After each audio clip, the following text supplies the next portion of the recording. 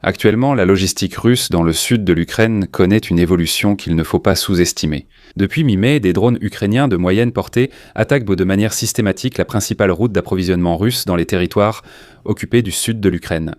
Selon les estimations, environ 70% de l'approvisionnement russe pour le front sud passe par ces axes routiers. Plusieurs centres logistiques majeurs sur cet itinéraire sont approvisionnés via Rostov-sur-le-Don. À partir d'ici, les troupes dans tout le sud de l'Ukraine, et en partie aussi en Crimée, sont approvisionnées en munitions, carburant et équipements essentiels. L'itinéraire commence ici à l'est, à Rostov, passe par Taganrog, puis par Mariupol, un carrefour très important, jusqu'à Berdiansk, un port clé, puis à nouveau vers Melitopol, également un carrefour très important. Et ensuite, il continue par la route jaune. Ici, en direction de la Crimée, qui est approvisionnée par 2 itinéraires. Une fois par ici, une fois par le pont de Kertch, qui fera aujourd'hui l'objet d'une attention particulière dans cette vidéo. Actuellement, la campagne de drones prend vraiment de l'ampleur. Les Ukrainiens attaquent en toutes les cibles ici, le long de cette route rouge de Mariupol vers le nord, le long de la route entre Melitopol et Mariupol, et le long de la route de Melitopol vers le nord, ici sur la ligne en pointillé. Ce sont les itinéraires qui sont extrêmement attaqués. Nous avons ici des pertes de véhicules d'environ 300 par jour. Sur les 2 itinéraires jaunes ici, entre Mariupol et Taganrog et de Melitopol vers la Crimée, des véhicules sont également attaqués chaque jour. Mais ici, les frappes ne sont pas aussi nombreuses que dans cette zone importante. Entre-temps, il y a aussi chaque jour de nouvelles images de camions détruits, de trains-citernes incendiés et de véhicules de ravitaillement endommagés. La route n'est plus contrôlée par les soldats russes, mais par des drones ukrainiens qui atteignent parfois des cibles à plus de 100 km derrière le front. Les conducteurs russes évitent déjà la zone, mais les itinéraires alternatifs sont plus longs, moins aménagés et bien plus lents. Embouteillages, détours et retards s'accumulent. Pour les soldats en première ligne, cela signifie surtout un ravitaillement retardé, voire absent. C'est alors que le pont de Kertch redevient soudainement intéressant. Le pont de Kertch, c'est ce pont ici, qui relie la Crimée à la Russie. Au cours des dernières années, il avait perdu une partie de son importance stratégique. La Russie a pu établir une liaison terrestre fonctionnelle à travers les territoires occupés. De plus, le trafic ferroviaire a été massivement développé grâce à une nouvelle ligne par laquelle la Russie assure son approvisionnement. La Crimée n'était donc plus exclusivement dépendante d'un pont qui, jusqu'alors, représentait la seule liaison ferroviaire avec la Russie continentale. Mais la situation évolue, la route terrestre devient de plus en plus dangereuse. Quiconque souhaite transporter du ravitaillement par voie terrestre doit traverser des zones constamment surveillées par des drones ukrainiens. Le pont de Kertch, en revanche, est l'une des rares liaisons suffisamment éloignées du front pour réduire considérablement le risque. Pont de Kertch.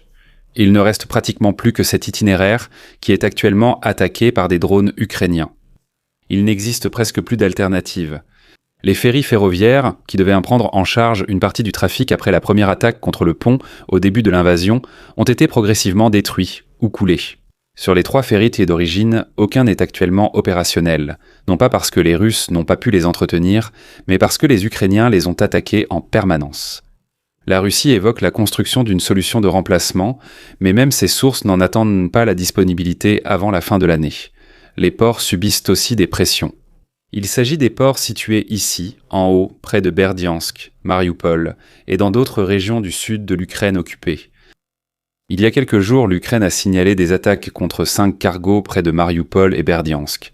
La logistique maritime est donc de plus en plus ciblée, aucun navire n'est en sécurité. Parallèlement, la défense anti-aérienne russe en Crimée a été systématiquement affaiblie au fil des années.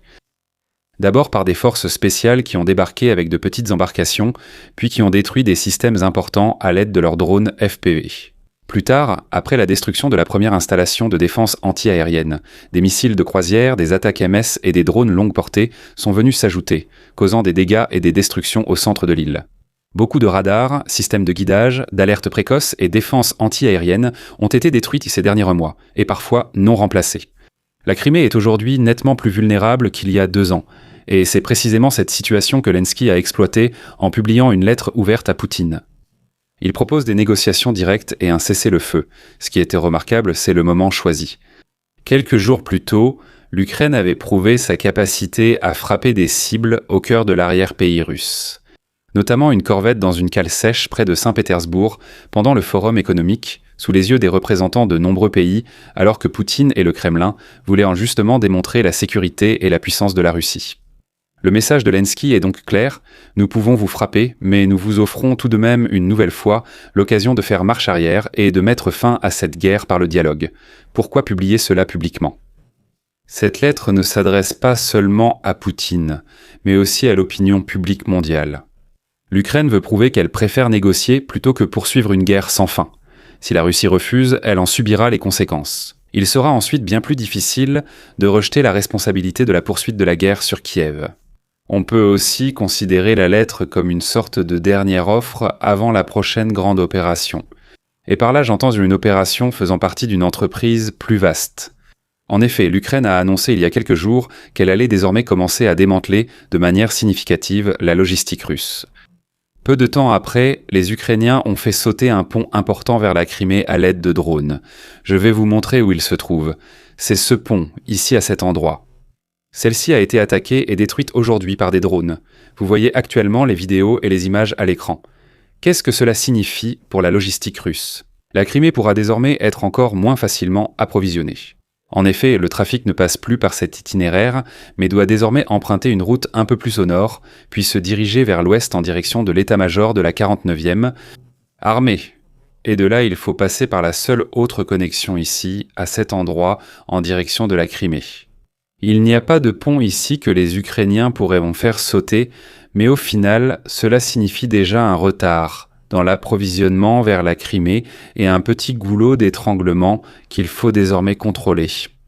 Si les Ukrainiens parviennent maintenant à bloquer cet accès, ou peut-être à le perturber avec des drones au point qu'aucun trafic normal ne soit plus possible ici, alors la Crimée ne dépendra plus que du pont de Kertch, et le pont de Kertch lui-même.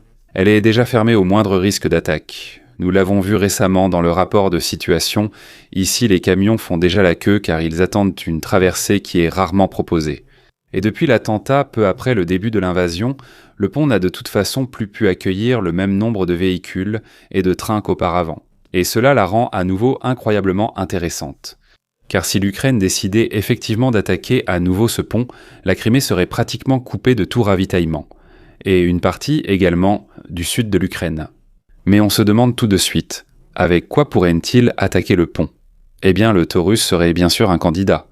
Contrairement à de nombreux missiles de croisière, il peut pénétrer profondément les structures et attaquer, en théorie, les éléments porteurs du pont. Il traverse pratiquement la chaussée et explose au niveau des piliers de soutien du pont, qui lui donnent sa stabilité mais représentent aussi son plus grand point faible. Selon les conversations interceptées entre des officiers de la Bundeswehr à l'origine du scandale Webex, nous savons que ces scénarios ont déjà été analysés et sont techniquement possibles. Je voudrais rapidement ajouter quelque chose à propos du pont parce que nous l'avons examiné de près et malheureusement, en raison de sa taille, le pont ressemble à un aérodrome. Je pourrais donc avoir besoin de 10 ou 20 missiles. Oui, c'est toute une opération pour la journée. Où elle s'ouvre s'il frappe les piliers. Le problème, c'est que personne ne sait si l'Ukraine a reçu des missiles Taurus.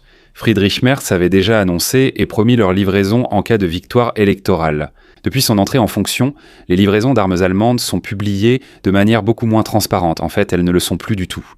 Nous ignorons si elles ont été livrées ou sont en cours de planification. Théoriquement, c'est possible, mais cela ne pourra être prouvé que par une utilisation actuelle, car alors nous verrons vraiment que les Ukrainiens possèdent cette arme. Former des soldats et des pilotes pendant cette période, tout cela aurait déjà été possible si on les avait également livrés. Pourquoi est-ce que je dis « aurait » ? Eh bien, nous le savons. Beaucoup de promesses de notre chancelier actuel n'ont jamais été tenues. La même chose a pu se reproduire, surtout sur un sujet aussi important que le Taurus. Il paraît donc réaliste d'envisager une solution propre, comme le FP-5 Flamingo ukrainien, un missile de croisière doté d'une tonne d'explosifs pouvant causer de lourds dégâts. Cependant, il présente des inconvénients majeurs par rapport au Taurus. Il est plus lent, plus facile à repérer, plus facile à abattre et nettement moins précis. Théoriquement, il peut rater sa cible de près de 25 mètres. C'est pourquoi l'Ukraine devrait sans doute miser sur la quantité. Le pont fait environ 14 mètres de large, donc une marge d'erreur de 25 mètres, c'est déjà énorme. Les drones pourraient occuper la défense aérienne russe pendant que plusieurs Flamands voleraient ensemble vers le pont. La probabilité que toutes soient interceptées ou ratent leur cible diminue avec chaque arme supplémentaire. Une telle attaque serait donc complexe et devrait être menée sous de fortes contraintes de coordination.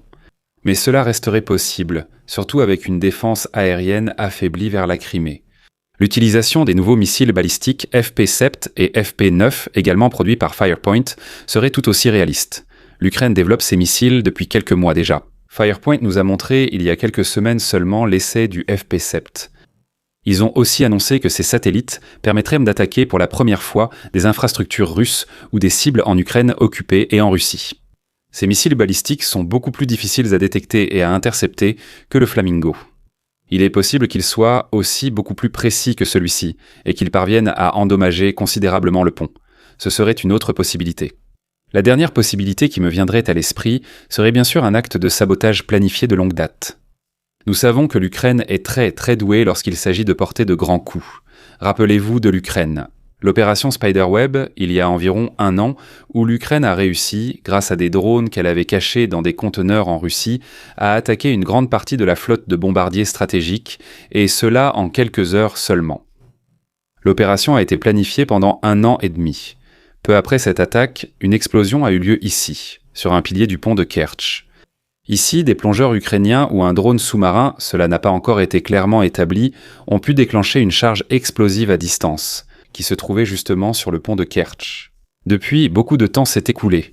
Il est donc tout à fait possible, surtout que le pont de Kertch a perdu de son importance récemment, que les Ukrainiens aient profité de cette occasion pour installer d'autres charges explosives le long des piliers du pont, qui attendent maintenant d'être déclenchées. Il existe donc plusieurs façons d'attaquer le pont et de bonnes raisons. Voyons tout cela brièvement résumé sur la carte. Ici, les Ukrainiens augmentent la pression. Cela signifie que ces routes sont peu empruntées. Nous avons subi beaucoup de pertes et chaque véhicule qui s'engage là-dedans doit s'attendre à être attaqué et détruit, et cela sur une vaste zone. En même temps, nous voyons aussi des attaques en Crimée. Nous voyons des attaques contre des trains, nous voyons des attaques contre des navires ici dans cette région.